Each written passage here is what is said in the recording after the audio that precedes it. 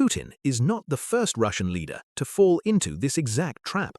83 years earlier, in November 1939, Joseph Stalin made almost the identical miscalculation, and the parallel is so precise it reads like a script someone forgot to revise. Stalin wanted Finland. Specifically, he wanted to push the Finnish border back from Leningrad. It sat dangerously close, and with war threatening in Europe, he wanted a buffer zone. He offered Finland a land swap. Finland refused, so Stalin decided to take what he wanted by force. His People's Commissar for Defense was Clement Voroshilov, a Civil War crony, personally loyal to Stalin and militarily incompetent. Voroshilov assured Stalin the Red Army would crush Finland in 2 weeks. The math seemed obvious, 170 million Soviets against 3.5 million Finns.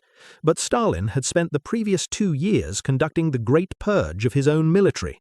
3 of 5 marshals executed, 13 of 15 army commanders eliminated. 154 of 186 divisional commanders removed. The officer corps hadn't been defeated by an enemy, it had been decapitated by its own leader. The officers who replaced the dead were chosen for political loyalty, not military competence, and not one of them was going to tell Stalin his army wasn't ready for war. The invasion began on November 30th, 1939. It was a catastrophe. Finnish forces, outnumbered, outgunned, but fighting in white camouflage across terrain they knew intimately, shredded Soviet columns advancing along narrow forest roads in temperatures of -40.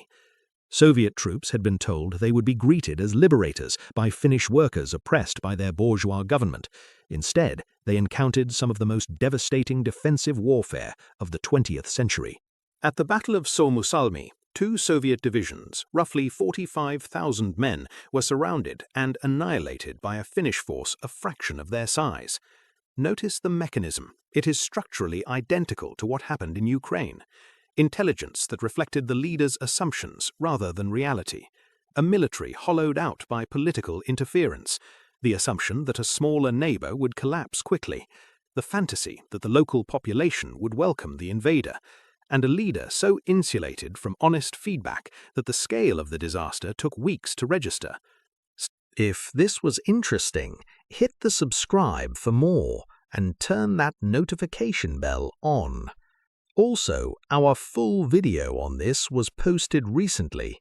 Check it out on our channel profile now.